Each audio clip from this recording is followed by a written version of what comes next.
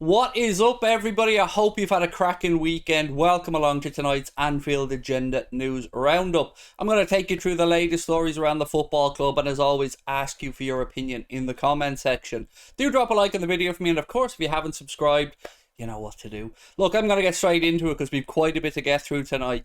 Roberto Firmino has calmed any fears that we may have had about him potentially leaving for Juventus. So there was a few stories during the week, I think from Pedro Almeida, if my memory is correct, that suggested that he had instructed his agents to make a move away happen and that Liverpool didn't want to sell him. Well, I'm not surprised that we didn't want to sell him because we've heard over and over again Jurgen Klopp say how important he feels that Roberto Firmino is to Liverpool this season in particular. Now, whether we'll see Bobby get a new contract or not remains to be seen. And I would like to know your thoughts on that. If he starts off the season well, if he's sharp, would you like to see Jurgen Klopp reward him with a new deal? Or would you like to thank him for service at the end of the season and say, you know, best of luck on whatever your future journey is, Bobby? His quote, by the way, his actual quote was, "I love this team, city and fans. I'm here at Liverpool and I want to stay."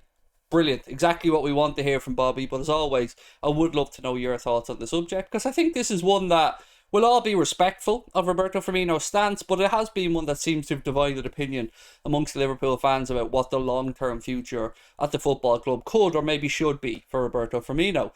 Reports in Italy today, moving on to the next subject, and I'm going to say I'm dubious about these before I even get started, but reports in Italy today claim that Jurgen Klopp wants to bring Inter Milan playmaker Hakan Çalhanoğlu to Liverpool because of a perceived lack of creativity in our midfield. Now, hello, we just signed a very, very talented player to provide that spark. You may have heard of him. A certain young man called Fabio Carvalho? Yeah, exactly. My thoughts too.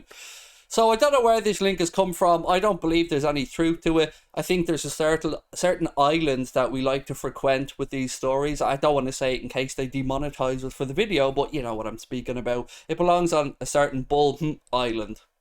You know what it is. So yeah, I don't think there's any seriousness to this or any truth to it. But he's a player that every single summer for the past 2 or 3 seasons that I can think of have randomly had Liverpool links right back to when he was at AC Milan.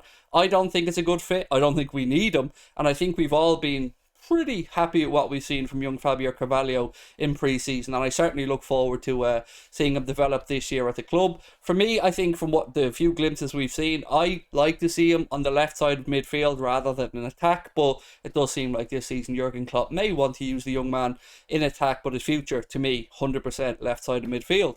Tyler Morton, we did say will he, won't he with the move to Blackburn. We know that a loan move was muted for him, but with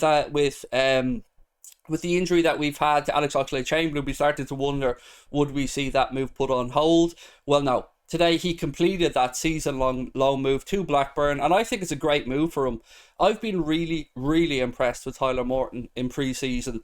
You know, I think Bajcetic and I think Bajcetic, I've been told how to pronounce that and I still can't get it right.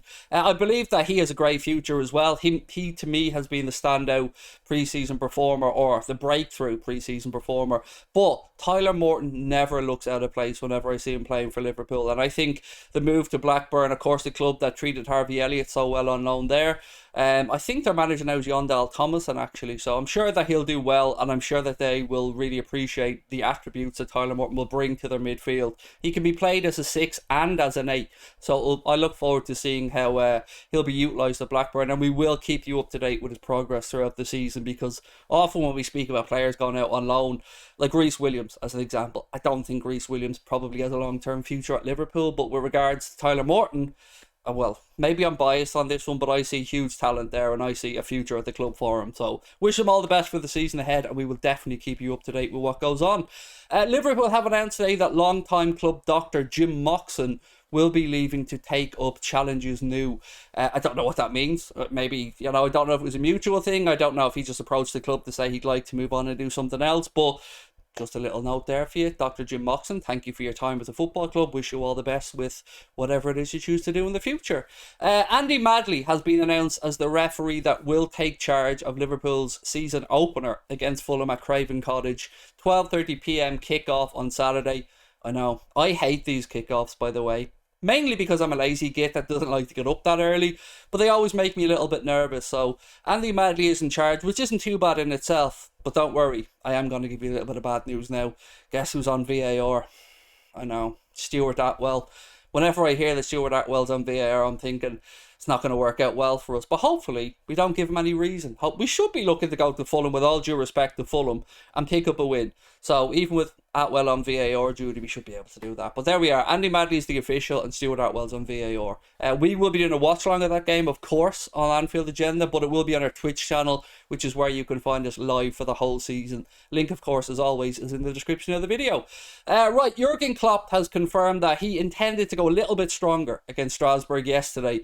It didn't really work out well at the first half, did it? 3-0 down, ruthlessly efficient, by the way, from Strasbourg. And look, there was a couple of errors from some young players, but that's what these are all about, these pre-season games. But he did confirm that he ideally would have liked to have gone a little bit stronger, but Naby Keita was ill and Curtis Jones felt, well, he just said he felt something and the club didn't want to take a chance. So it's probably a bit harsh the way the young lads were beaten so convincingly yesterday, but I do think second half was a decent performance. I thought we certainly looked better when Joe Gomez was shifted out to the right. Nat Phillips was brought in.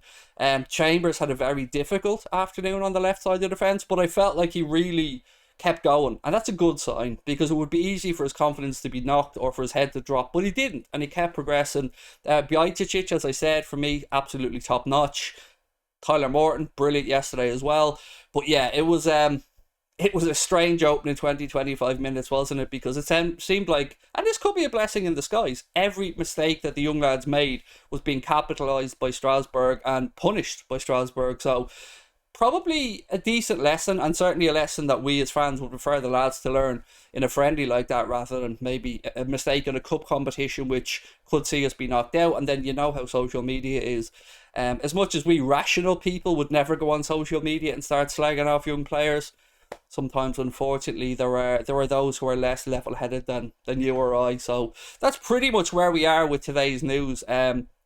I'm just about to go over do a live stream with Paddy and Chris over on our Twitch channel.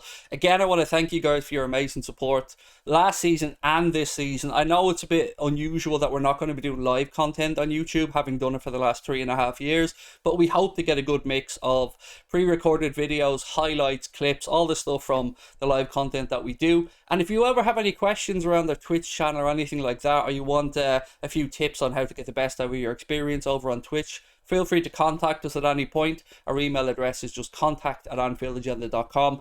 I'm always happy to answer questions if and when I can. And again, everything that you guys do for us, all the support you've given us, we really appreciate it. But today, the usual stuff. Would love to know your thoughts on the stuff that I spoke about, particularly around Tyler Morton and Bobby Firmino, and of course around the interest in Hakan Çalhanoğlu. That's it for me, my friends. I will catch you all same time, same place tomorrow. Look forward to it. Enjoy your Monday. It's a bank holiday here in Ireland. Not so sure elsewhere in the world, but yeah, it's bank holiday here, so it's a bit of a laid back vibe. I will chat to you soon. Take care. Lots of love. Bye bye.